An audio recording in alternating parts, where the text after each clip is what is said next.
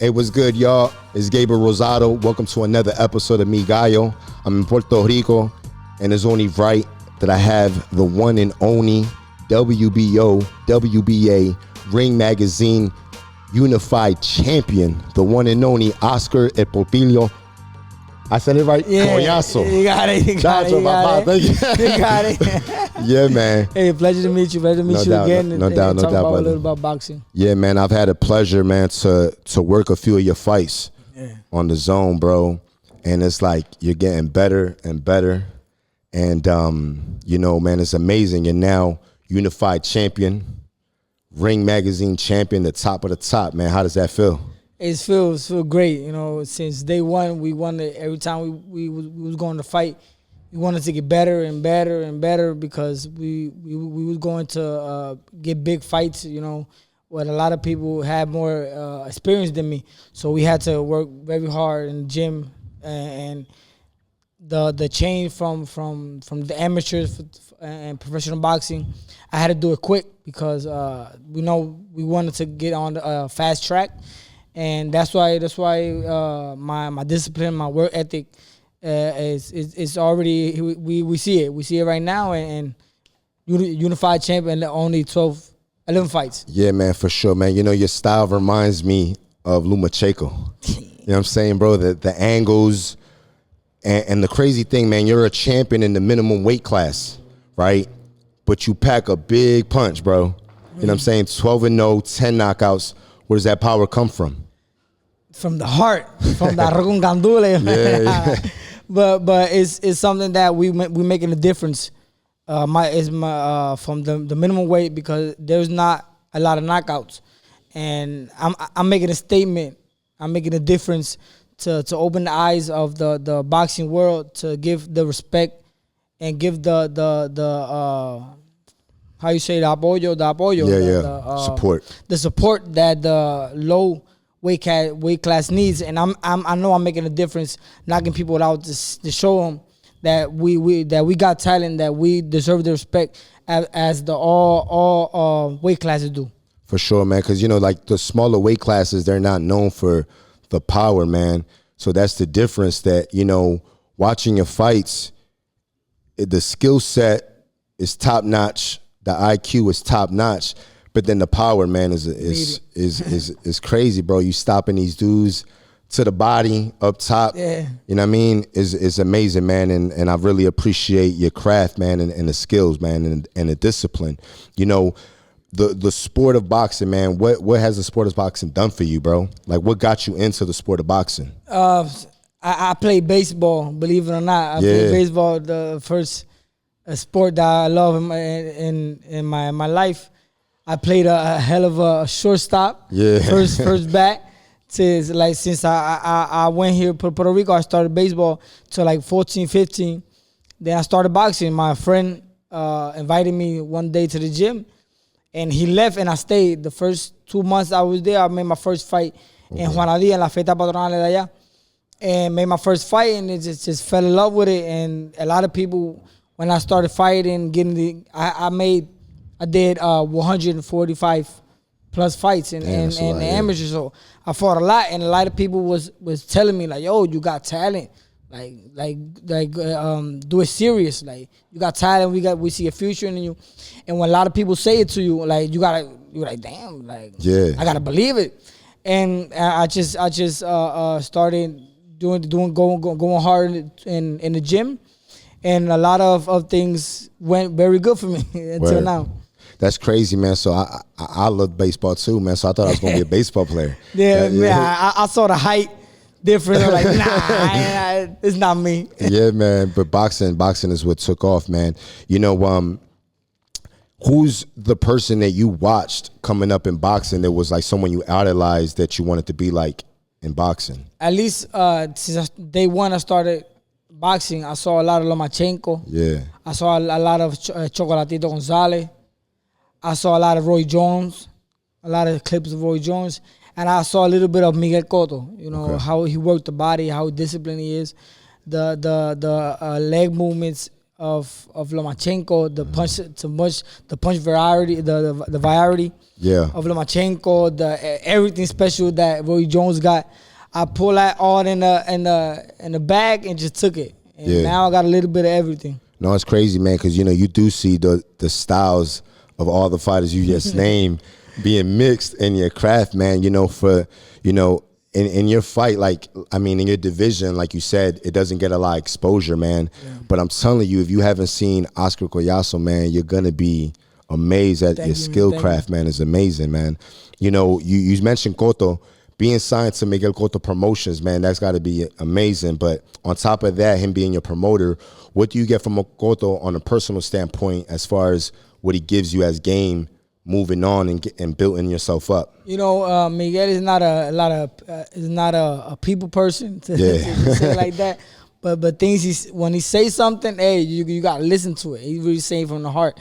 And when he saw me work, he liked the discipline I am, my work ethic, the serious. When I go to the fight, I'm just locked in. I go with 45 minutes of estiramiento, the stretch, to get warmed up, and just focusing on what I'm gonna do in the ring. And one day he saw me doing that, and he was like, "Yo, that's the same thing I did. I used to do." Because it's a lot of people when you see them, they go on the fight, they don't stretch. They talking to everybody. They're doing on the phones, and they're not focusing on the fight. And at least when I'm doing that, but I'm locked in. And he saw me a bunch of times. Yeah. And he told me that, like, he gave me that respect that I needed, because I hear him a lot, because I know how we work. And look where he at now, Hall of Famer. For sure, man. It's a lot of things that he's especially do in the ring and outside the ring. Yeah. What prepped you to be that disciplined? What was your upbringing? Was it something you learned from your father, your mother, something like what prepped you to be that disciplined, which is really hard? You see a lot of fighters that got skill set that's unbelievable, but they don't have the discipline, and the discipline is a big factor. Like where'd you learn that from? I see a lot of problems that a lot of boxers got is the discipline. And when I started, it's like I learned from this mistakes of other people. And when I see it, I'm like, yo, I can't do that. I can't do this. Can't do that. And I know if you wanna be somebody, you wanna be great, you wanna be do big things, you gotta work. You gotta work for it. You gotta be disciplined. And God knows when you work hard, He gonna give you it. At least, but you gotta work hard for it. And my team, Team de Leon, Juan, Carlito, they always push me to be a better boxer. At least me, inside of me, I know I gotta be better every day. And when I fight, I'll go straight back to I did everything. Everybody think I did everything good in the ring. Yeah. But when we look at it, now we need to learn a lot. I only got 12 fights, and I got a lot to learn, and that's where at least where we at to get better every day and get that discipline in, because we got a lot to learn. For sure, man. So far, man, you're already accomplished, man. Being Unified Champion, Ring Magazine Champion. What's the goals you have moving forward? Because I think what happens with fighters is when they reach a certain pinnacle of their career, it's like they fall off because it's lazy. Like, what's next? What keeps you motivated that you say, yo, this is what I want to do here, or maybe even in different weight classes? Yeah, what makes me like what I want to do? I want people to notice what I'm doing. I know I'm gonna make a difference in the weight class. For my style of fighting, for the help that we gotta get for the news and everybody, all the podcasts, and I just want to be the first male undisputed champion from Puerto Rico. Yeah, and I know I'm gonna get it. I'm gonna get it, and then when I get that, I'm gonna be undisputed 108 because I know I could do it. Yeah. I know I could do it. I know I could beat all the champions that in there, and just keep going up and make a difference for my community, from Mi Gallo, for everywhere that I go, I want to make a difference. I want to touch people. I want to be inspiration for people that no matter the weight class, no matter the height, you can make it. You can do it. At least you can work hard and work from the heart. You know, that's when I want people to remember me and see me. When they see me, I want to be like, I want to be like Collazo. I want to be like Pupilo.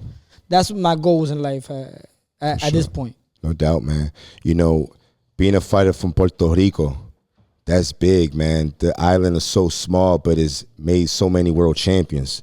And I mean, you being on the list of those world champions, man, what does it feel like, you know, being able to say you're a world champion de Puerto Rico, but on top of that, like, represent the island that's huge as far as, you know, the country? It's crazy. It's crazy because when I started boxing, you see the champions, you're like, damn, what that feel like, you know? Like, I want to be that. I want to do that. And we rise. We every fight, every step, we at the steps. We went higher and higher and higher, and the goals that we wanted as a team. Like when you see that we make it, like since day one, we sat down in the house with Juan and Carlito, like, what you want to do? Like, I want to be world champion. He said, you got to do this, you got to do that.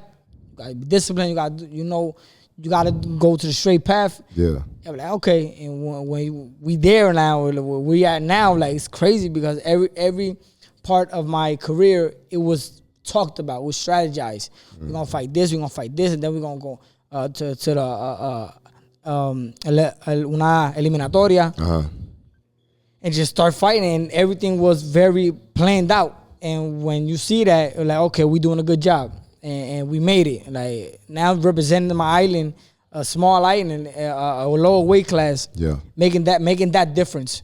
And the other difference we're gonna make is the money wise. I'm gonna be the reason that promoters or a manager, whatever, paying. They're gonna pay us, the lower weight class. We're gonna get a good payday.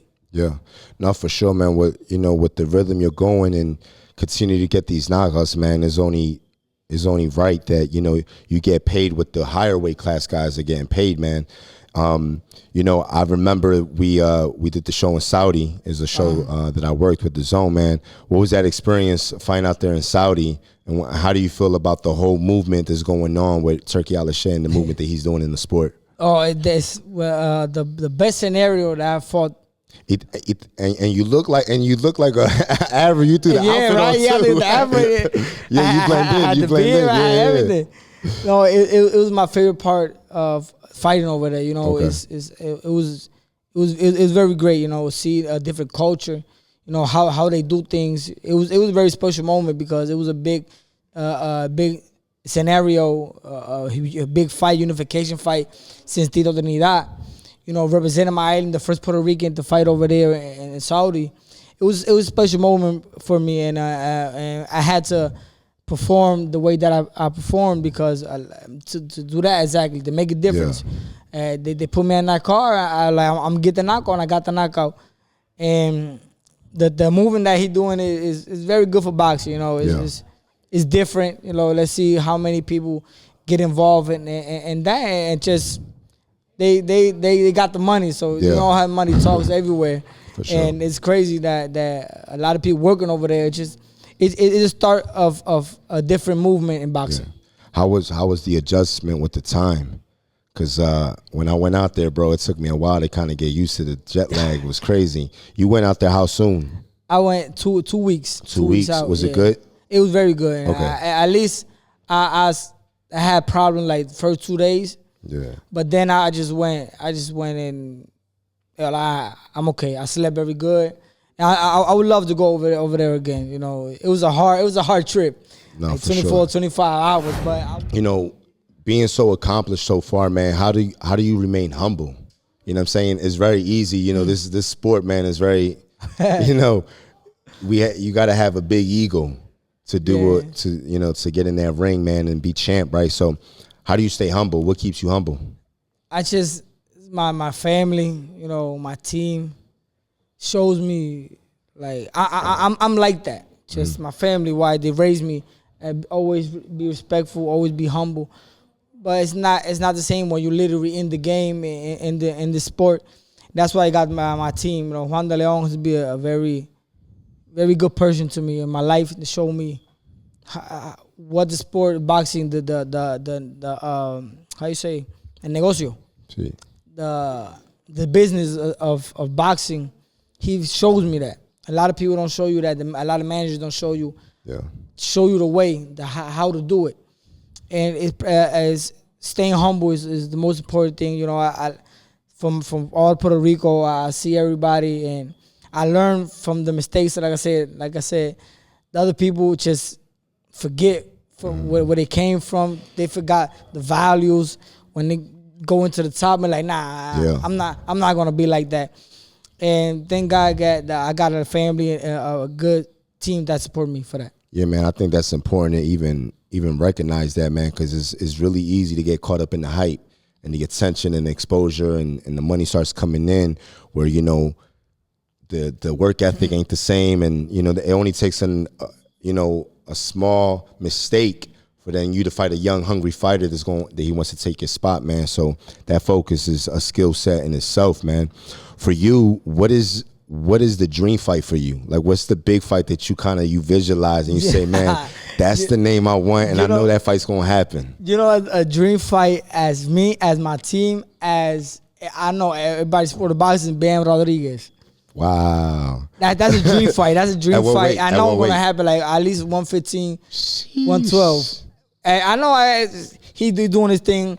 And when I go up, I know it's gonna happen. I know it's gonna happen. One day it's gonna happen, and that's gonna be a big money fight too. Yeah, man, that's a big fight, man. Just the skill set. You know, you guys got similar styles in the IQ and the angles and things like that. It's gonna be a crazy fight. Yeah. So the thing is that Inoue is around that weight as well. Nah, just keep Inoue over there. I ain't gonna be up there. That's. So you see yourself going as far as what weight? I see it like all depends of what's my team, my doctor say. But I see 112, 115 is the most high weight I could get it. It all depends of the fight. How am I for my health wise? Yeah. But I see myself at 112, 115. Okay, bet. What's next for you, man? What's like the next step? At least they talking about July. We waiting on the promoters to get in touch, and they see the negotiations and who we fighting. But it sounds very likely in July. July.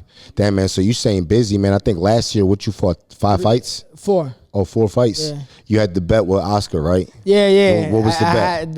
I had to get 5 fights for $5 million. Damn, that's crazy. And I could have get a bonus for 4 at least. I told him when I fought all in Cancun, like, hey, I only missed 1. Let me get it. At least sign it. He started laughing. But the fight in July is most likely it's gonna be in New York. No doubt. I fought in New York and Verona. Yeah. But I want to touch the Madison Square Garden over there. I never fought over there to touch different fans. So you're from Puerto Rico, but you was born in Newark. Yeah, in Newark, right? New Jersey. I think that's where I think Frankie Reeves was born in Jersey. I think it's and Shakur, I think he's from there. Yeah, Shakur. Yeah. He's half Boricua too. Yeah. We over there. No doubt, representing. So like, but growing up in New York, like, do you remember that upbringing? Nah. I just remember I fought a lot, bro. I fought every day with the same person, bro. That's crazy. I didn't even want to get out the house, but I knew I was gonna fight him. Yeah. I was like, I gotta fight this man again. When I see him from far, like, shit, I gotta fight. And just fight. Sometimes I win, sometimes I lost. But that's the only thing I remember from over there. So was it like a rough neighborhood? Yeah. Okay. It was a very rough neighborhood. It was. We would live in an apartment that the first, second floor was gang affiliated, you know. Okay.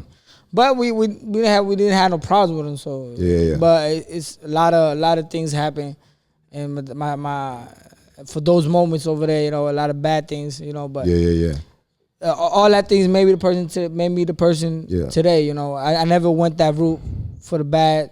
Yeah. You know, the bad route. And God thank my family to show me the way always. So, like growing up in that environment and getting in fights and things like that, how do you think that transitioned over? You think that was the thing that kind of triggered you over to the sport? Not exactly, because when I went to Puerto Rico, I didn't know a lot of Spanish. Okay. So they used to bully me. So I had to fight too. I had to fight a lot of people. I had big teeth. They told me they was calling me Boss Bunny. Yeah. So I had to fight. I had to keep on fighting. I was little, so everybody was. But when I think from that moment on, when I went over here to Puerto Rico, I was like, I got some talent for fighting. But normal, I didn't. I liked the baseball. Yeah. But I always had that. I like to fight. Until that moment that my friend told me to go over there, and just I fell in love right away. That's what's up. So, being in the lower weight classes, right? What do you feel you need to do to get the credit you deserve, right?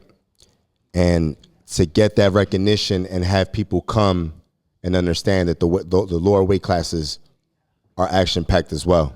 Yeah, I think for all that to happen, I need the media, the fans, everybody to get that support.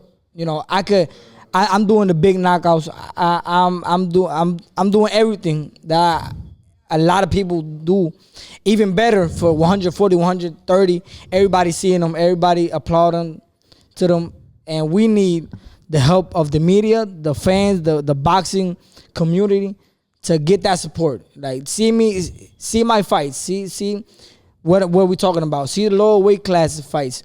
You know, they action packed fights.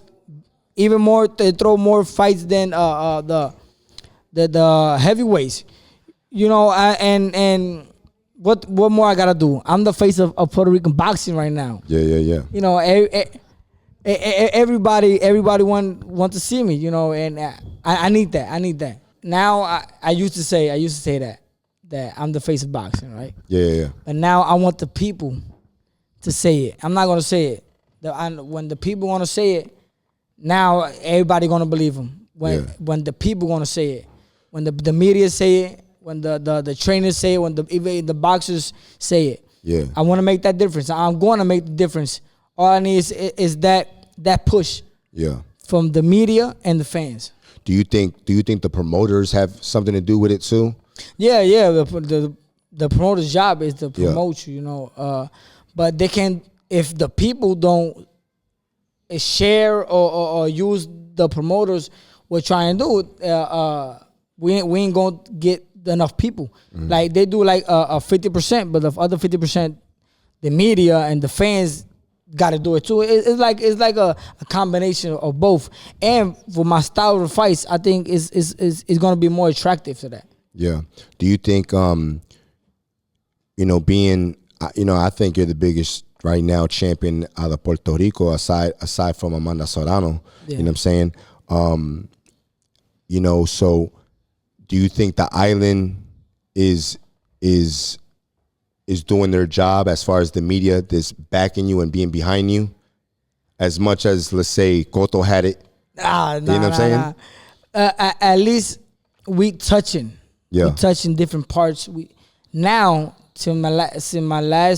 Since the unification fight till now, the Puerto Rico fans and the media fans is doing their job. You know, doing the job because I'm talking about it. You know, I'm telling you to help me, to push me, to push me to the people see me, and they're doing their job. You know, I appreciate it. All the job that Puerto Rico media and the fans of Puerto Rico are doing.